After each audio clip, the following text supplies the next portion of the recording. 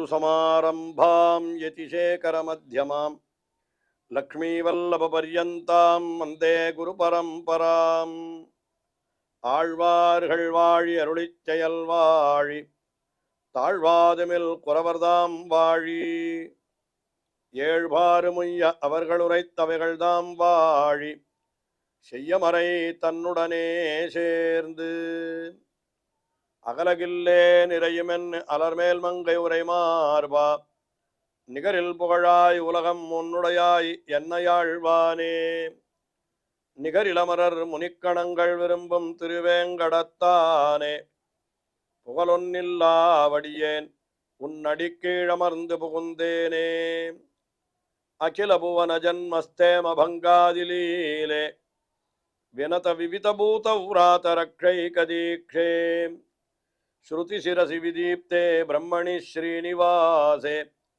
பவது மம பரஸ்மின் ஷேமுழி பக்திரூபா श्रीमान वेंकटनाथार्य कवितार्किक केसरी वेदांताचार्यवर्यो मे सन्निधत्तां सदा हृदि ஸ்ரீரங்கநாதனுடைய பாதுகைகளை குறித்து ஓரிரவிலே 1000 ஸ்லோகங்களை கொண்ட ஸ்ரீ பாதுகா சகஸ்ரம் என்கிற அற்புதமான ஸ்தோத்திரத்தை வேதாந்த தேசிகன் அருளி செய்துள்ளார். 1000 ஸ்லோகங்களிலும் பாதுகையினுடைய பெருமை 1000 விதமாக, ஆயிரக்கணக்கான விதமாக அந்த பெருமைகள் எல்லாம் எடுத்து காட்டப்படுகின்றன. அதிலே இப்பொழுது சஞ்சார பத்ததி என்று சொல்லப்படுகிற பத்ததியிலே இருக்கக்கூடிய ஸ்லோகங்களை நாம் அனுபவித்து வருகிறோம். எம்பெருமான் பாதுகையை சாற்றிக்கொண்டு சஞ்சாரம் செய்கிறான் அல்லவா, எழுந்தருளுகிறானே, அந்தந்த சமயத்திலே இருக்கக்கூடிய விசேஷங்களை எல்லாம் இந்த பத்ததியிலே ஸ்லோகங்களாக அருளி செய்கிறார். பாதுகா சகஸ்ரத்தினுடைய 294வது ஸ்லோகத்தை முதலிலே அனுபவிக்கிறோம். இந்த ஸ்லோகத்தில் என்ன தெரிவிக்கிறார்? எம்பெருமான் சஞ்சாரத்திற்காக வெளியிலே எழுந்துள்ளுகிற பொழுது அவனுடைய திருவடிகளிலே பாதுகையை சமர்ப்பிப்பதற்காக சிலர் என்ன பண்ணுவாளாம், அந்த பாதுகையை தலைமையிலே தாங்கி கொண்டு வந்து அப்படி சமர்ப்பிப்பாளாம். பாதுகையை அவனிடத்துல கொண்டு வந்து கொடுக்கறதுக்கு முன்னாடி அவர்கள் தலைமையிலே தாங்கி கொண்டு வந்து கொடுக்கிறார்கள். அப்படி அவ தலைமையில தாங்கினது காரணமாகவே அவர்களுக்கு மிக மிக உயர்ந்த பதவிகள் எல்லாம் கிடைத்து விடுகின்றன. எப்பொழுது ஒருத்தன் பாதுகையை தலைமையிலே தாங்குகிறானோ அவனுக்கு எப்பேற்பட்ட உயர்ந்த பதவியும் மிக எளிதில் கிடைத்துவிடும் என்பதாக இந்த 294வது ஸ்லோகத்திலே தெரிவிக்கிறார்.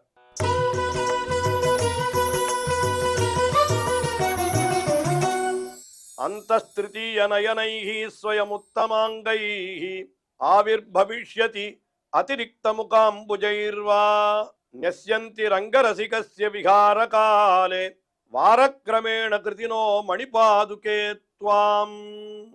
அதாவது ரங்கரசிகஸ்ய விகார காலே, ரங்கநாதனுடைய விகார காலம் என்னால் என்ன, ரங்கநாதனுடைய வெளியிலே சஞ்சரிக்கிற காலம். அந்த சஞ்சரிக்கிற காலத்திலே சில பேர் என்ன பண்றாளா, வாரக்கிரமேணா என்கிறார். வாரக்கிரமேண முறையை வைத்து கொண்டு அவர்கள் பாதுகையை எழுந்துள்ள பண்ணி கொண்டு வருகிறார்கள் என்று அப்படி கூட சொல்லலாம். ஒவ்வொருத்தர் இன்னைக்கு நான் பாதுகையை கொண்டு போய் சமர்ப்பிக்கிறேன், நாளைக்கு நீ கொண்டு போய் சமர்ப்பி என்று என்ன பண்ண, மணிபாதுகே ஏத்வாம் கிருத்தினஹா, கிருத்தினஹா பாக்கியம் செய்தவர்கள் என்ன பண்ண, வாரக்கிரமேண நஸ்யந்தி, அவரவர்களுக்கு ஏற்பட்டிருக்கிற முறைகளின்படி அவர்கள் கொண்டு போய் அந்த பாதுகையை எம்பெருமானுக்கு சமர்ப்பிக்கிறார்கள். அதாவது இன்னைக்கு சமர்ப்பிக்கக்கூடிய முறை யாருக்கோ அவர் தான் அந்த பாதுகையை கொண்டு போய் சமர்ப்பிக்கணும். ஏன்னா அவர்கள் தங்களுக்குள்ளேயே ஒரு முறை ஏற்படுத்திக் கொள்ளுகிறார்கள். சாதாரணமாக கோவில்களிலே கூட கைங்கரியம் பண்ணுகிற பொழுது முறை என்று ஒன்று உண்டு. முறை என்னால் என்ன, அவரவர்கள் நிறைய பேர் இருப்பா, கைங்கரியம் எல்லாரும் பண்ண முடியாது. ஒரே சமயத்தில் ஒரு காரியத்தை பண்ணணும்னா என்ன பண்ணுறது, சரி இன்றைக்கு உனக்கு நாளைக்கு எனக்கு என்று இப்படியெல்லாம் முறையிட்டு கொள்வார்கள். அதெல்லாம் சில கோவில்களிலே முறைகளெல்லாம் உண்டு. போய் பார்த்தீர்களானால் தேதிகள் வைத்து கொண்டிருப்பார்கள். ஒத்தைப்படை தேதியெல்லாம் ஒத்தருக்கு, இரட்டைப்படை தேதியெல்லாம் ஒத்தருக்கு என்று இப்படி சில முறைகள் என்று சிலது உண்டு. அதே போல கிழமைகளோட நிறைய பேர் இருந்தால் திங்கக்கிழமை ஒருத்தர் செய்ய வேண்டியது, செவ்வாய்க்கிழமை ஒருத்தர் செய்ய வேண்டியது, புதன்கிழமை ஒருத்தர் செய்ய வேண்டியது என்று இப்படியெல்லாம் அது வாரக்கிரமேண நஸ்யந்தி கிருத்தினஹா மணிபாதுகே த்வாம். அந்த ரங்கரசிகசிய விகார காலே, ரங்கநாதனுடைய புறப்பாட்டு காலத்தில் என்ன பண்ணுவா, இவர்களெல்லாம் கிருத்தினகா நல்ல பாக்கியசாலிகளாய் அவனுக்கு அந்தரங்கமான தொண்டு புரிபவர்களாய் இருப்பவர்கள் தங்களுக்கு உள்ள முறையின்படி என்ன பண்றாளாம், கொண்டு போய் அந்த பாதுகையை ஸ்வயம் உத்தமாங்கைஹி நெஸ்யந்தி, தங்களுடைய உத்தமாங்கம் தலையிலே தாங்கி கொண்டு போய் அதை சமர்ப்பிக்கிறார்கள். இப்படி சமர்ப்பித்தால் அவர்களுக்கு என்ன கிடைக்கிறது என்று கேட்டால், அந்த திருத்தீய நயனைவா, அவர்களுக்கு மூன்றாவது கண் உடைய ஸ்தானம் கிடைத்து விடுகிறது என்றார்கள். திருத்தீய நயனைஹி என்னால் என்ன அர்த்தம்? மூன்றாவது கண். மூன்றாவது கண் யாருக்கு உண்டு? மூன்று கண்கள் யாருக்கு உண்டுன்னா ருத்ரனுக்கு உண்டு. அதனால என்ன ஆறுது, ஒரு பாதுகையை ஒருத்தன் தலைமையில சமர்ப்பித்து கொண்டு, அதாவது தலைமையில தாங்கி கொண்டு போய் அந்த எம்பெருமானுக்கு சமர்ப்பித்தான், ஆனால் அவன் ருத்ர பட்டத்தையே அடைந்து விடுகிறான், சிவபட்டத்தையே அடைந்து விடுகிறான். அல்லது இன்னொன்னு சொல்றார், திருத்தீய நயனைஹி ஆவிர்பவிஷ்யதி, இல்லாட்டா இன்னொன்னு என்ன சொல்றான்னா அதிரிக்த முக அம்புஜைஹி ஆவிர்பவிஷ்யதி. அதிரிக்த முக அம்புஜைஹி, அதிகப்படியான முகங்கள், அதாவது 4 முகங்கள் அவனுக்கு ஏற்பட்டு விடுகிறது. 3 கண்கள் ஏற்படுகிறது, இல்லைன்னா 4 முகங்கள் ஏற்படுகிறது. அப்படின்னு சொன்னா என்ன அர்த்தம்? 4 முகங்கள் யாருக்கு? பிரம்மாவுக்கு. அதனால எவனொருவன் தன்னுடைய தலையாலே இந்த பாதுகையை தாங்கி அந்த எம்பெருமானிடத்துல கொண்டு போய் தன்னுடைய முறைப்படி சமர்ப்பிக்கிறானோ அவன் ஒன்று ருத்ர பட்டத்தை அடைகிறான், அல்லது பிரம்ம பட்டத்தை அடைகிறான், அந்த நான்முகனுடைய ஸ்தானத்தையே அடைந்து விடுகிறான் என்று இப்படியெல்லாம் அந்த பாதுகையை யார் தலைமையில தாங்குகிறார்களோ அவர்களுக்கு உயர்ந்த ஸ்தானங்கள் கிடைக்கின்றன என்கிற அர்த்தத்தை இந்த ஸ்லோகத்திலே அருளி செய்தார். அதற்கு அடுத்தபடியாக 295வது ஸ்லோகம். இந்த ஸ்லோகத்தில் என்ன தெரிவிக்கிறார் என்னால், எம்பெருமான் சஞ்சாரம் எழுந்தருளுகிற பொழுது கருடன் மீது எழுந்தருளினானால், அப்ப கருடன் மேல போற பொழுது பாதுகையை சமர்ப்பித்துக் கொள்ள முடியாது கருடன் மேலே. அதனால என்ன பண்ணுவாளாம், பின்னால் அந்த பாதுகையை இந்திரனுடைய யானையான ஐராவதத்தின் மேலே எழுந்துருள பண்ணி கொண்டு பின்னாலேயே வருவார்களாம் தேவர்கள் எல்லாம். அதை சொல்லுகிறார் இந்த 295வது ஸ்லோகத்திலே.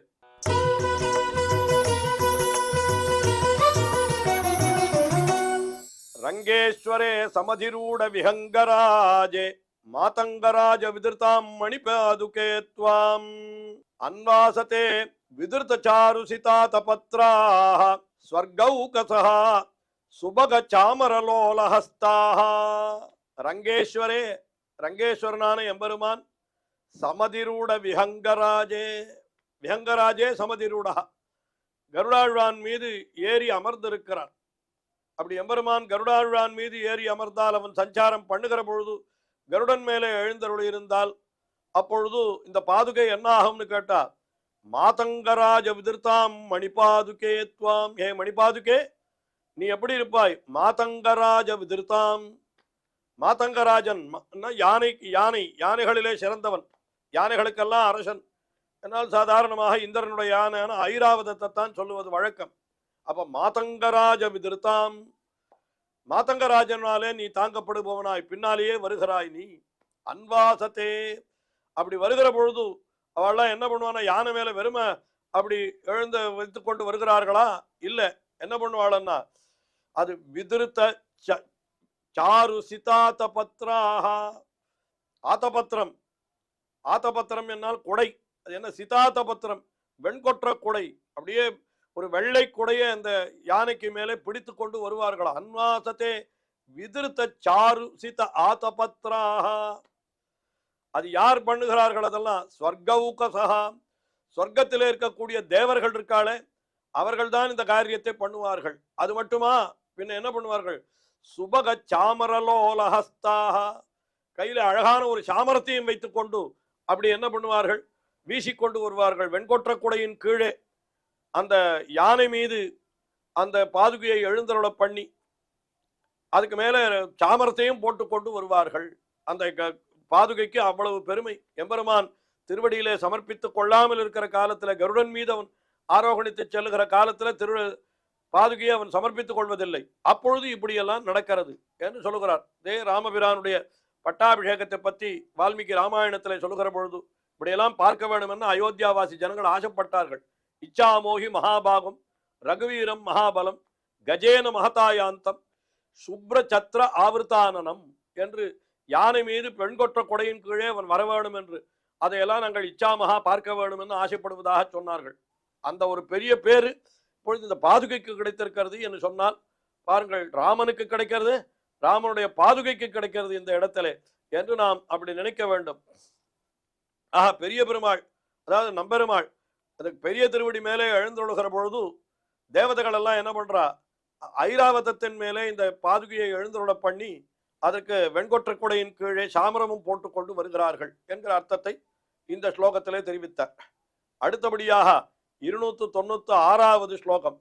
இந்த ஸ்லோகத்தில் என்ன தெரிவிக்கிறார் என்னால், இந்த பாதுகைக்கு கங்கை கீழே எல்லாம் சில ஸ்லோகத்தில் சொல்ற பொழுது கங்கையை போன்றது பாதுகை, ஏன்னா கங்கையும் எம்பெருமானுடைய திருவடி சம்பந்தம் பெற்றது, பாதுகையும் எம்பெருமானுடைய திருவடி சம்பந்தம் பெற்றது என்ன அப்படியெல்லாம் அர்த்தம் சொல்லிட்டு வந்தார். இப்ப இந்த ஸ்லோகத்துல என்ன சொல்லுகிறார் என்னால், கங்கை எங்கே பாதுகை எங்கே, பாதுகைக்கு கங்கை ஈடாகாது என்று இந்த ஸ்லோகத்திலே அப்படி ஒரு அர்த்தம் தெரிவிக்கிறார்.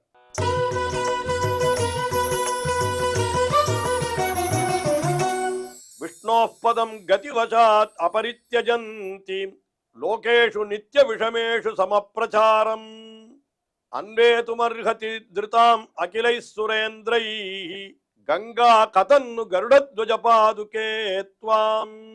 கருடத்வஜ பாதுகே என்கிறார். கருடனை கொடியாக உடைய எம்பெருமானுடைய பாதுகையே என்று சொல்றார்.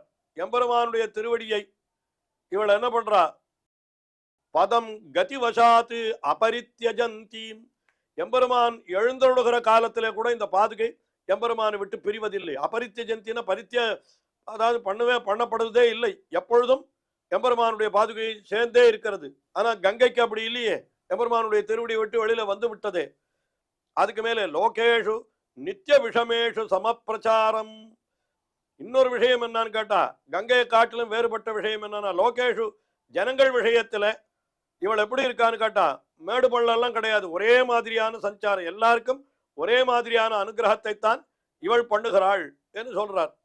அதுக்கு மேலே என்ன சொல்றாருன்னா, அன்வே துமர்கதி திருதாம் அகிலை சுரேந்திரைஹி, அது ருத்ரனாலே மட்டும்தான் தலையாலே தாங்கப்பட்டது அந்த கங்கை என்கிறது.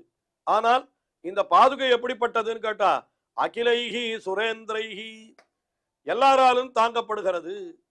அப்படிப்பட்ட நிலையில இருக்கிற பொழுது கங்கா கதம் அன்வே துமர்ஹதி, அந்த கங்கையை போய் எப்படி உனக்கு சமமாக சொல்ல முடியும்? நிச்சயமாக கங்கை என்கிறது அந்த ஆகாசத்தை விட்டு கீழே வந்து விட்டது, ருத்ரனுடைய தலையிலே மட்டும்தான் தாங்கப்படுகிறது என்று இப்படியெல்லாம் பார்க்கிறோம். ஆனா கங்கையை காட்டிலும் இந்த பாதுகைக்கு பெருமை. கங்கையை காட்டிலும் பாதுகைக்கு என்ன பெருமை? கங்கை எம்பெருமானுடைய திருவடியை விடாமல் இருப்பதில்லை, விட்டுத்தான் வெளியிலே வருகிறது. ஆனால் இந்த பாதுகைக்கு அப்படிப்பட்ட தன்மை கிடையாது என்று பல காரணங்களை சொல்லி அற்புதமாக தெரிவிக்கிறார். தொடர்ந்து அனுபவிப்போம். ஸ்ரீயக்காந்தாய கல்யாண நிதயே நிதயேர்த்தினாம் ஸ்ரீவேங்கட நிவாசாய ஸ்ரீனிவாசாய மங்களம். ஸ்ரீமத் சுந்தரஜாமா திருமுனிமானசவாசினே சர்வலோக நிவாசாய ஸ்ரீனிவாசாய மங்களம்.